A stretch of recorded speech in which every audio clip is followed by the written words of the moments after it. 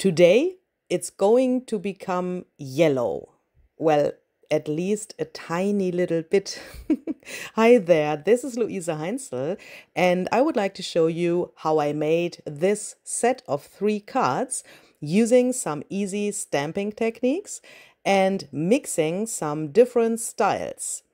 And perhaps you know me already, then you can guess there also was as nearly always when I make cards, a little accident. But that accident has helped me to create these cards and come to my final result, which makes me really, really happy. And I think that's the most important thing, isn't it? So let's start making these cards. As you can see, I have already prepared some things we are going to need today, but I will also explain some alternatives if you don't have the materials and tools I have in this video.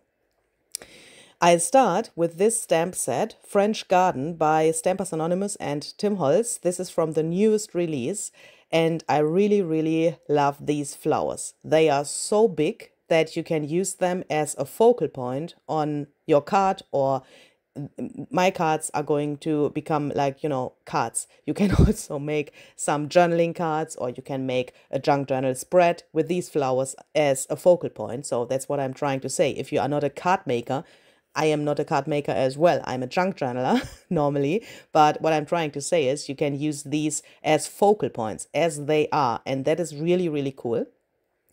Here I'm trying to find a proportion for my cards and the measurements for my cards. I have put all of the flowers on top of each other to see how big they are, because as you could see, they are not all the same height, to determine the measurements of my card. Perhaps you are a card maker and you have pre-made card bases, then please take those if they fit the size of the flowers. But, a junk journaler thinks a little bit different about the things. So that's why I'm measuring here in a really, really weird way. So that's the junk journal-ish way to measure how big a card has to be. So I'm cutting this here. I have basically eyeballed what I'm doing here. And in a second, I will be a little bit confused because by coincidence, I have cut this piece of paper exactly in the middle. But that was coincidence. I was sitting there and I thought, why the heck have I eyeballed it? I could have also measured it, because then it would have been the right size as well. What I'm trying to say is I like to choose my card bases after I have decided which stamps I want to use to get the best out of it proportion-wise. And I don't follow those, normal measurements for cards. I hope that's okay for you. So I want to start with a really light layer of something. In this case, that's the Distress Paint Frayed Burlap, mixed with a ton of water. As you can see on my glass mat, it's really translucent, and that is exactly what I wanted to have. I wanted to create a first layer for my background, which has the same color or nearly the same color like my paper is, to get, in the end, more depth to my background. That's why you can't really see anything here. So what you can see is that you can see nothing. But that is exactly what I wanted to have. Of course, when the distress paint is dry, then it gets matte and it has a different feeling than the craft stock I have used here as the base for my background. And that makes a different feeling when the light hits the background. But of course, I want to see something on my background, so I went on with some white acrylic paint. And just as a note for you, this is not the Distress Paint Picket Fence, which would be the white from the Ranger palette. I don't have that color in my stash, so I have used a normal acrylic paint, which is way thicker, so that I needed way more water to reach the effect I have here on the card now. The consistency of the mixture of the paint and the water is nearly like if you would put milk and water together, so that it gets really translucent. And I wanted to have this foggy shadow on my cards, but not an opaque layer of the paint. That's why I have used so much water. In the next step, I want to take some Distress Oxide spray, in this case, Lost Shadow. That is a really light gray, and I have spritzed that to a stencil instead of spritzing it through the stencil. That has a reason.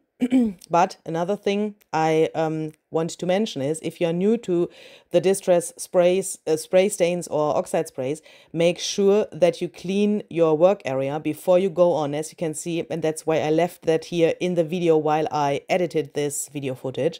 Make sure that you don't ruin your card by accidentally spritzing to your mat and then placing the card into the mess you have on your table. That can happen really easily. Especially with colors you can't see so well when they are on the mat. So after spritzing the stencil, I have put the stencil to, upside down of course, to the card to get the negative impression of this stencil. I did that because I wanted to see a lot of the color of the base, meaning the paper that I have chosen for this, and I wanted this to fade into the other layers. I know Lost Shadow is gray and my acrylic paint was white and the other acrylic paint was frayed burlap. This gives, of course, not the same color like I had before, but it fades perfectly into the other colors so that it now looks, hopefully, that this is one. It is different layers, yes, but it shall look like one background, of course. To add more interest to the background, I have taken the Archival in Ink Ground Espresso and these tiny stamps, and I've tried something here that is called smudge technique. So I have learned this word from Tim. He has shown that in several different live demos on his channel. I think I have seen him doing that like only with Distress ink and oxide ink, but I wanted to try this out with archival ink. How do you do that? You stamp, and then you immediately take a dry paper towel and smudge over the stamp impression. And that gives a really, really cool effect, especially if you want that your stamp impression goes to the background as well. And that is exactly what I wanted to reach here, that my little tiny stamps here, also this handwriting I'm stamping now, goes into the background. And you have different options for that, of course. The one thing is you could use this smudge technique, then the ink fades a little bit and it gets this really cool, like a shadow around. Or you could also, of course, take less ink and just press the stamp to the paper, or use the second or third generation of your stamping to get the stamping more to the background and just more translucent. So then let's take some vintage photo archival ink to bring another brown to the background.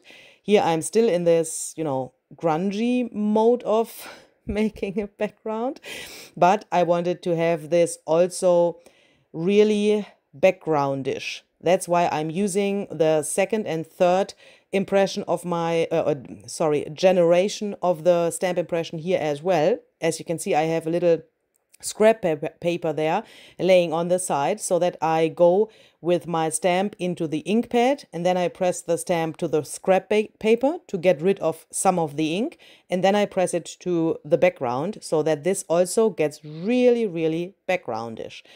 I wanted to have interest on the background, but not too massive and not too opaque. I hope that makes sense. I have tried to repeat all of the steps in a similar but not completely the same way on all of the cards so that they fit really well together in the end. Next step, I'm taking some walnut stain embossing glaze and I'm in this moment I just realized that it is just not enough. So here I'm opening another little jar, so don't be confused, it's just the same color. Let me quickly explain the difference between embossing glaze and embossing powder. There are often questions in the comments from you, so let me quickly explain the difference. An embossing powder is opaque, meaning if you emboss a stamp impression, you get an opaque result. Embossing glaze is translucent, and that means you stamp and you get a translucent result of the embossing. And with that, you have, of course, different options.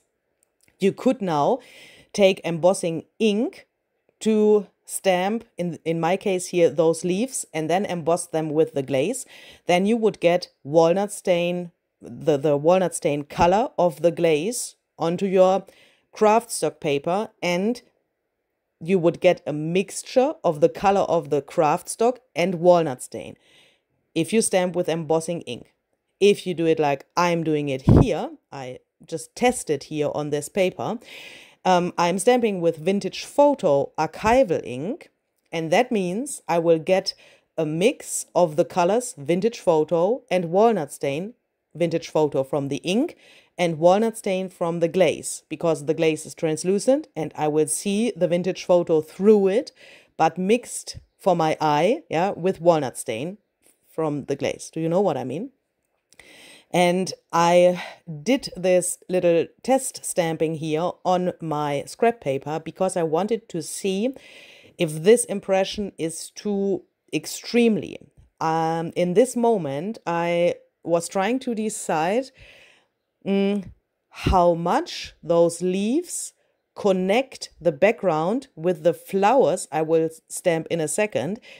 But the flowers have been only in my head in this stage of the project. Yeah, so I had a vision in my head, but I couldn't see that so clearly. So I think it's a good idea to just stamp to a scrap paper and then put that to the card and try to imagine if that can work what you're doing there instead of stamping directly to the card, because if it then is not to your liking, then you can start making new backgrounds. Yeah, so or you can, of course, you can use that for something else, but I like to have those successful moments when I make cards, especially because I'm not a card maker, but I'm a junk journaler. And when I make something like this, then it's always, a special thing for me.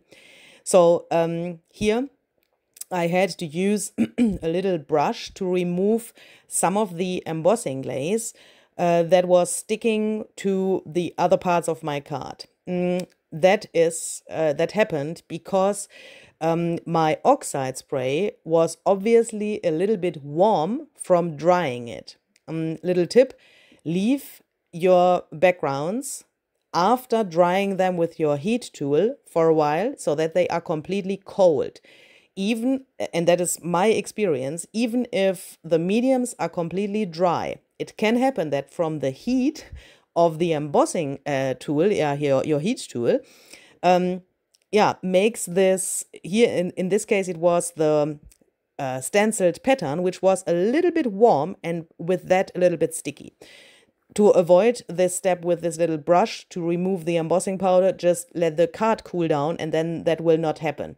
But of course, embossing glaze sticks everywhere where it's just also the tiniest bit sticky, then it sticks there. And then if you would heat it up, of course, you would emboss this area. And I don't want that. I wanted only the leaves to be embossed. Here I did another little trick. In my room, it was pretty warm on the day when I did this. And that means that the archival ink dries really quickly. That also means that the embossing glaze doesn't stick everywhere on the leaves. That was good in this case because then I could get a little variation of like embossed areas and not embossed areas, which makes it more interesting. The other thing is, if you overheat your embossing powder carefully, just a little bit, you don't want to have it running away. But if you overheat it a little bit, then sometimes you get some color variations which are not meant to be there. You know what I mean? In my case, I got a little bit of green, even if I haven't used green. Try that out. Yeah, that depends on the paper you have. That depends on the heat you have and the time you overheat it. It doesn't happen all the time, but sometimes you can get really, really interesting effects by overheating it carefully. So next, let's make the background for the next layer. So we are going to make another background with this cool stamp set. I don't know what was in my head when I tried to show you the name. It's Hodgepodge. I had the plastic the wrong way around. I'm sorry. I was in this, flow of creating this, and then I had no idea what I was doing there. This stamp is just so amazing. I also think I said this stamp set in other videos or in another context, because I mean this stamp set, yeah, is one stamp, but for me it's a set, even if it's only one stamp, because you can do so many things with this one collaged stamp. This is just so amazing. It has so many bits and pieces, and of course you can also stamp only fragments of this instead of doing it like I'm doing it here. I want to have a whole background with this. But you could, of course, also ink only portions of the stamp, and then you have the greatest collage for backgrounds or for filling blank spaces or whatever. Here I tried the smudge technique with the archival ink Hickory Smoke to then decide that that is too extremely for what I had in my head. Instead of the archival ink, I then tried another stamping with the Distress Oxide ink Pumice Stone. I wanted to use this chalky effect of the oxide ink, and Pumice Stone is, more warm. And of course, when you stamp with oxide ink, it looks totally different than stamping with archival ink. I wanted to have this more backgroundish. I also inked my stamp up really irregularly. If I wanted to have a really clear impression of this gorgeous stamp, then I would have done that differently, inking it like, a little bit more ink and more, what is the English word? The same amount of ink everywhere on the stamp. I hope that makes sense. I also pressed not so hard and not everywhere with my fingers. I didn't use a stamping platform on purpose because I wanted to have this really faded and really like fragments for my background. I used a dry paper towel for the smudge technique here as well. That makes that the paper is not completely white in between of the stamp impression, and it gives it, this backgroundish look. Again, same reason like before. I stamped this whole sheet of, what is this? I think this is mixed media heavy stock white. I'm not totally sure. You could use some watercolor paper as well. In this case, I would take the smooth side of the watercolor paper to make sure that you don't have too much texture, because, a watercolor paper has a textured side and a smooth side in, some watercolor papers have that, not all. But what I'm trying to say is, if you press not so hard and if you have such a light impression, then it's probably not so good to have additional texture on your paper, because then it's perhaps too abstract, what you get. But you could try that out as well. Then let's stamp and emboss the flowers. And now you could think, what the heck is she doing? Because you will see in a second that I stamp with black archival ink, black suit archival ink, and I emboss with black embossing powder. At first glance, you could think, what is that? If you are new to these mediums and those techniques, then you could think that makes no sense, black on black. Why am I doing this here? The first reason is I want the flower to stand out really extremely. I want a really big contrast between the flower and this white paper where I have stamped with pumice stone a second ago. I could have used a stamping platform to stamp several different times in the same position to make the black of the archival ink really black, by stamping multiple times and get a really deep black. But then the flower would be matte on my paper, but the leaves in the background are glossy. And from my point of view, something glossy is always somehow more popping out than something that is matte, especially because the rest of the elements on the card are also matte.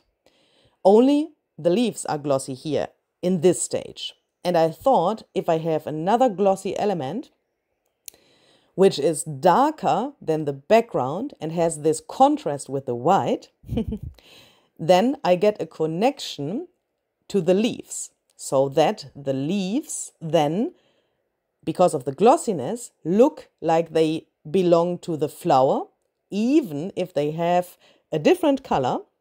Do you know what I mean? And I wanted to connect the single layers and the single elements with each other. And on the other hand, I also wanted to make the flower more into a focal point. And when you use embossing powder, you automatically get something to feel. Yeah, a stamp impression with ink is just flat when you go over that with your fingers. But if you use embossing powder, you get this texture, which you can see and feel. And I think that gives a focal point more weight somehow when you look at it with your eyes. Especially when you have focal points which are not human beings, for example, or animals.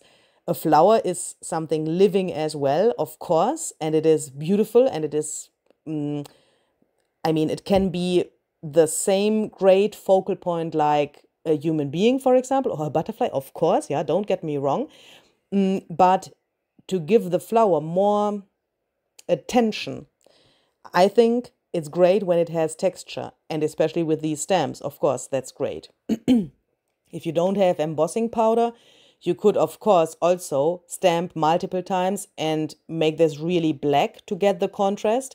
Then you won't have texture from the embossing powder, but you could also perhaps add some texture by adding some texture paste through a stencil, for example, or splattering with some paint to get some tiny texture from the splatters or something like that. Yeah, you don't necessarily need embossing powder for this. Yeah, that can look great without embossing powder as well.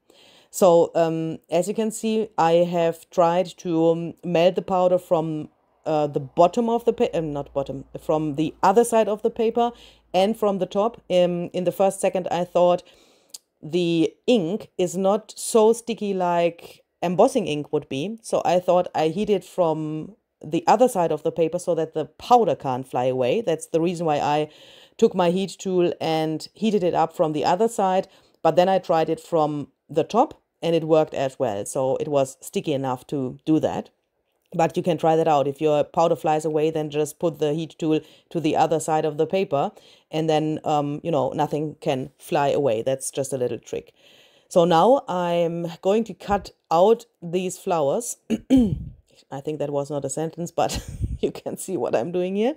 I want to have one part of the flower fuzzy cut and layered over the background, and the other half of the card shall be the other background on the white paper. And with some stamps, I find that really difficult to decide where to cut that, and especially on the top and the bottom, where you don't have the stamp impression to the top and bottom of the card. I mean, the flower doesn't go to the very edge of the card. Yeah, you have to tear it or cut it somewhere. With some stamp impressions, that could be a little difficult, because when the flower has some tiny details on the top or the bottom, it could be difficult to tear and cut that out. So please look to your stamps that you want to use and decide where the best position or the best spot is to tear and cut. Make your life easy. I did that here as well. I decided that for every flower where it could be the best. In this case, it worked that I could do that nearly in half for every flower. But with other stamps, it could also be that you have more or less white left on the second part of the paper. But I think that makes cards interesting if it would be like that. So next, I'm taking these quotes from the set Floristry. I think these quotes are just amazing size-wise. I really like this font as well, and the quotes are great, but the size is just perfect, especially for those kinds of cards, also for journaling cards, or what I also already thought, I haven't tried that out yet, but I can imagine that it works well. For journaling spreads in a junk journal, for example, this is just the perfect size. You can create a ton of interest on the card or the page, and then the quote is still big enough so that you can read it really well. I'm really in love with this stamp set. So I'm stamping this to some leftover paper. And first I thought I want to back that with this little leftover piece from the craft stock. I thought it could be a good idea to have the rest of this stenciling. You could see there was a little bit of the stenciling on the other paper as well around this. But when I cut that out, I thought, it is way too much of this brown.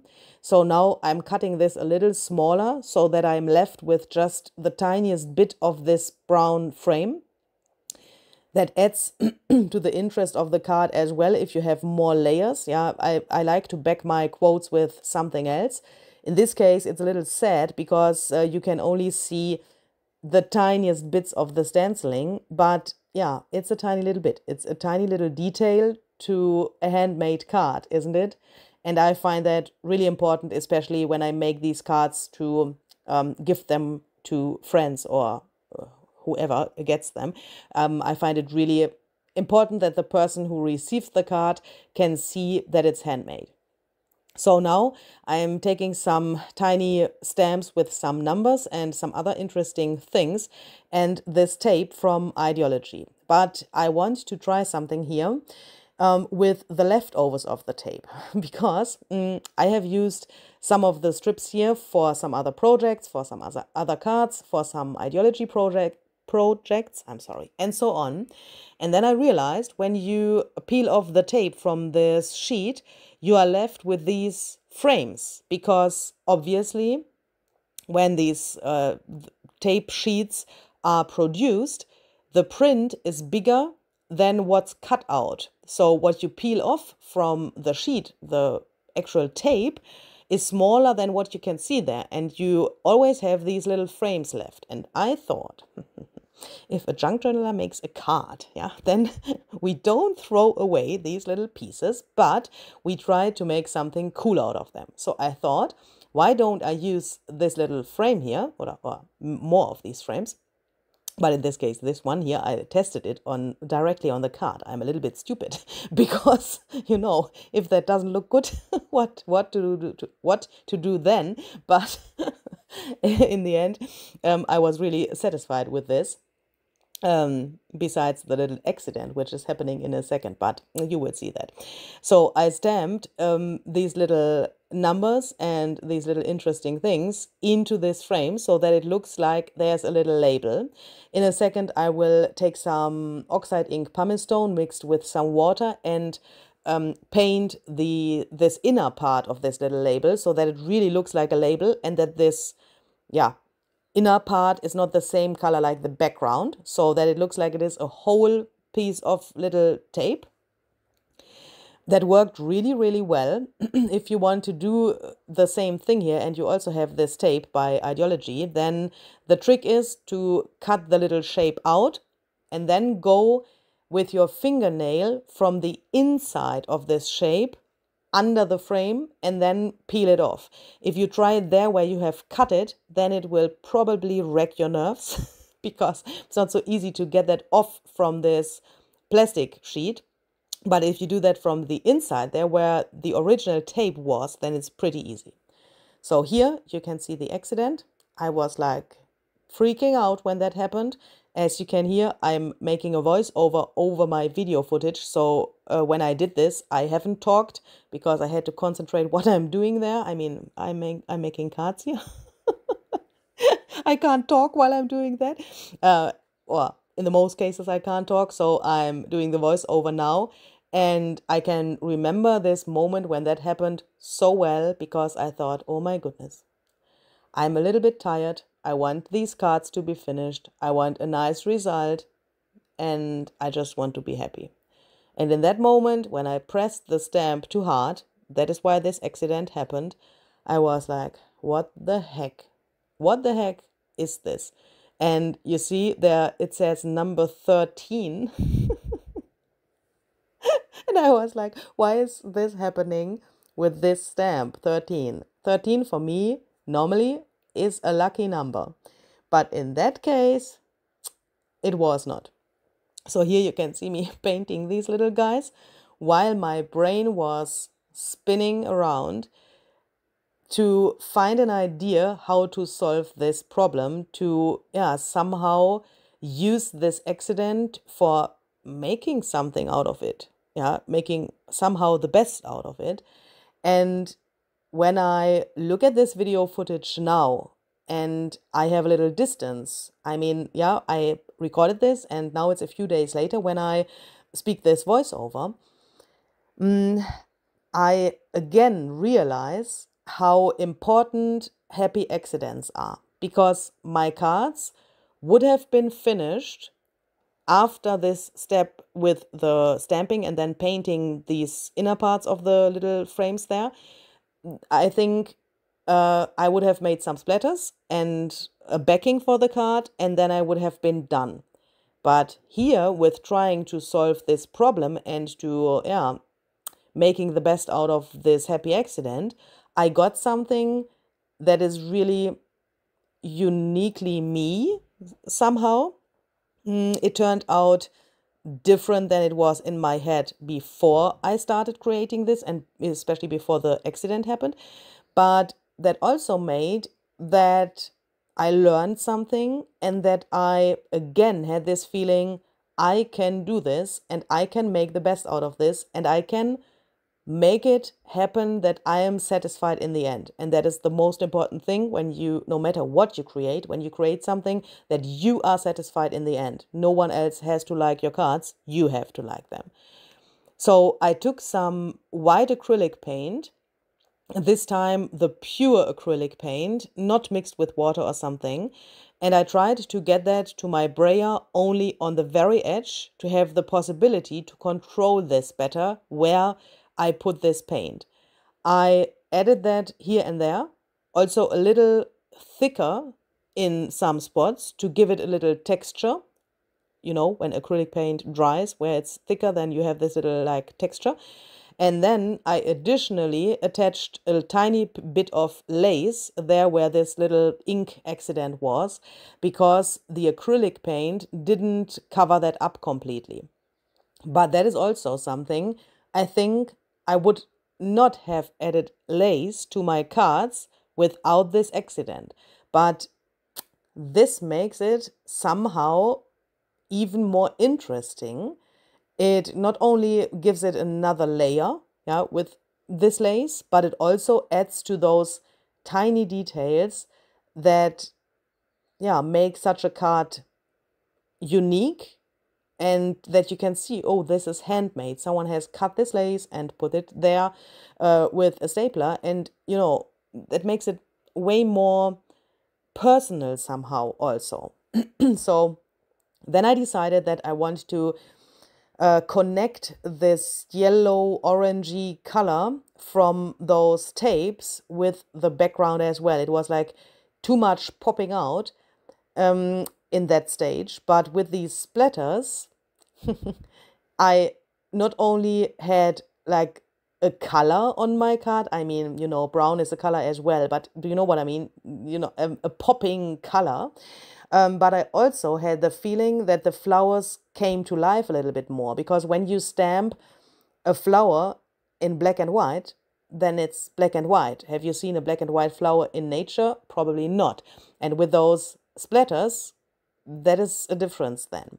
So then I liked this yellow really much. So by the way, the splatters are made with distress paint, fossilized amber and wild honey. Just to be complete here with the information. And this is some ideology, how is that paper called? Craft stock in yellow. And I have just cut some squares first, then cut them in half to get some rectangles. And now I glue them behind what I already have and to every corner with a little distance so that you can see a little frame. I thought about somehow book corners on the other side of the card. Does that make sense? This also looks like more of this tape somehow, like the cards were protected with some additional tape, even if this is paper, I know that, yeah, but that shall look a little vintage as well, like a repaired corner or something. And that adds, of course, to the yellow and makes this, yeah, frame around the card, even if that is broken somehow, because you only have these L shapes there in the corners, but it's, yeah, visually like a frame. And then in the last step, I just added this black watercolor paper to give the whole card, you know, a rectangled shape, because with the yellow things, it wasn't a rectangle yet. I have sewn around with some brown thread to give it also more texture and more interest. I really like sewing, as you can see, and if you know me, you know that. So I hope that this was an inspiration for you. If you have any questions, please feel free to ask in the comments, and see you the next time with the next project. Bye bye.